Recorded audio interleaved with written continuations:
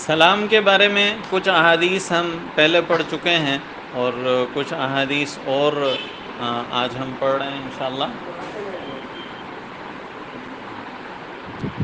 حضرت عبداللہ ابن مسعود رضی اللہ تعالی عنہ رسول اللہ صلی اللہ علیہ وسلم کا ارشاد نقل کرتے ہیں کہ سلام کی تکمیل مصافحہ ہے۔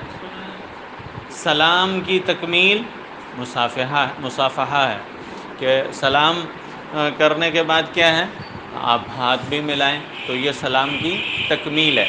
لیکن ہاتھ ملانے کے اندر اس بات کا خیال کریں کہ کوئی آدمی مصروف نہ ہو۔ اگر کوئی آدمی کھانا کھا رہا ہے، اگر کوئی آدمی کچھ لکھ رہا ہے یا کہ اس کے ہاتھ مصروف ہیں تو پھر آپ ہاتھ ملانے کی کوشش نہ کریں، چونکہ مصافحہ کرنا، ہاتھ ملانا جو ہے وہ اس کی حیثیت مستحب کی ہے۔ تو اگر کسی آدمی کو ہاتھ ملانے کی وجہ سے تکلیف ہوتی ہے، آپ اس سے ہاتھ ملانے کی کوشش کریں اور اسے تکلیف ہو تو پھر آپ اس کو ہاتھ نہ ملائیں، مصافحہ نہ کریں۔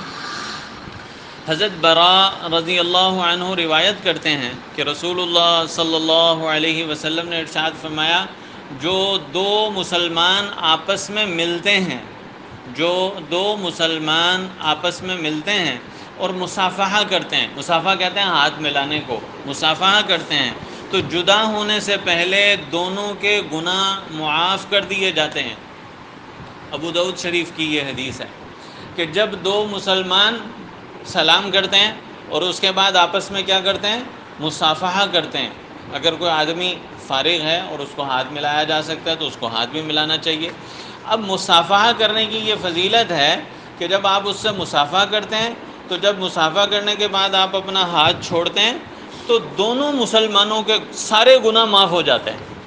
بتاؤ، اپنے والد صاحب سے، اپنے بہن بھائیوں سے، اپنی والدہ سے، اپنی بہنوں سے مصافحہ کر سکتے ہیں، محرم رشتہ داروں سے مصافحہ کر سکتے ہیں، تو مصافحہ کرنا چاہیے۔ حضرت حذیفہ بن یمان رضی اللہ عنہ سے روایت ہے کہ نبی کریم صلی اللہ علیہ وسلم نے ارشاد فرمایا، مومن جب مومن سے ملتا ہے، اس کو سلام کرتا ہے اور اس کا ہاتھ پکڑ کر مصافحہ کرتا ہے تو دونوں کے گناہ اس طرح جھڑتے ہیں جیسے درخت کے پتے جھڑتے ہیں۔ سردیوں کے موسم میں سردیاں آئیں گی، خزاں کا موسم آئے گا تو ابھی آنے والی ہیں، پھر دیکھنا کہ وہ کیا ہوگا، درختوں سے پتے گر رہے ہیں اور بعض اوقات درخت بالکل صاف ہو جاتے ہیں، سارے درخت سے پتے گر جاتے ہیں۔ تو مسلمان کا ایک دوسرے کو سلام کرنا، مصافحہ کرنا گناہوں کو ایسے معاف کر دیتا ہے جیسے درختوں سے پتے جھڑتے ہیں۔ حضرت سلمان فارسی رضی اللہ عنہ سے روایت ہے کہ نبی کریم صلی اللہ علیہ وسلم نے ارشاد فرمایا، مسلمان جب اپنے مسلمان بھائی سے ملتا ہے، اس کا ہاتھ پکڑتا ہے یعنی مصافحہ کرتا ہے تو دونوں کے گناہ ایسے گر جاتے ہیں جیسے تیز ہوا چلنے کے دن سوکھے درخت سے پتے گرتے ہیں، اور ان دونوں کے گناہ معاف کر دیے جاتے ہیں، اگرچہ ان کے گناہ سمندر کے جھاگ کے برابر ہوں۔ تھوڑا سا پانی ایک بالٹی میں ہو، ایک ٹب میں ہو تو اس میں پانی کے بلبلے، جھاگ جو ہوتی ہے اس کو کیا کہتے ہیں، بلبلے جو پانی کے اندر بنتے ہیں تو وہ کتنے ہوتے ہیں۔ اب آپ خود اندازہ کرو کہ سمندر کے اندر پانی کے بلبلے اور جھاگ کتنے ہوں گے، جھاگ کتنی ہوگی۔ اگر کسی کے گناہ اس کے برابر ہوں، سمندر کی جھاگ کے برابر، سمندر کے پانی کے اندر جو بلبلے بنتے ہیں ان کے برابر اگر کسی کے گناہ ہوں تو وہ بھی معاف ہو جاتے ہیں۔ کس چیز پر؟ سلام کرنے پر اور مصافحہ کرنے پر۔ کتنی بڑی فضیلت کی چیز ہے۔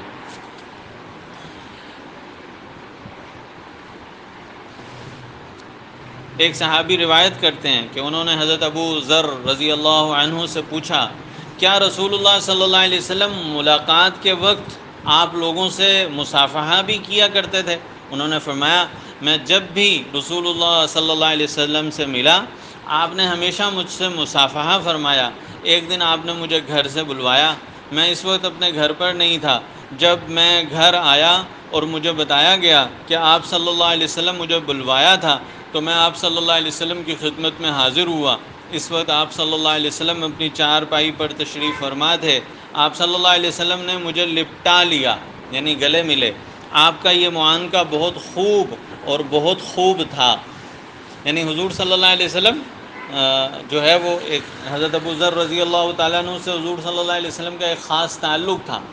ہاں جی، اس کی وجہ سے حضور صلی اللہ علیہ وسلم ان سے گلے ملے. گلے ملنے کو کیا کہتے ہیں؟ معانقہ کرنا. ہاں جی، تو کیا کیا حضور صلی اللہ علیہ وسلم نے ان صحابی سے، حضرت ابو ذر رضی اللہ تعالیٰ عنہ سے.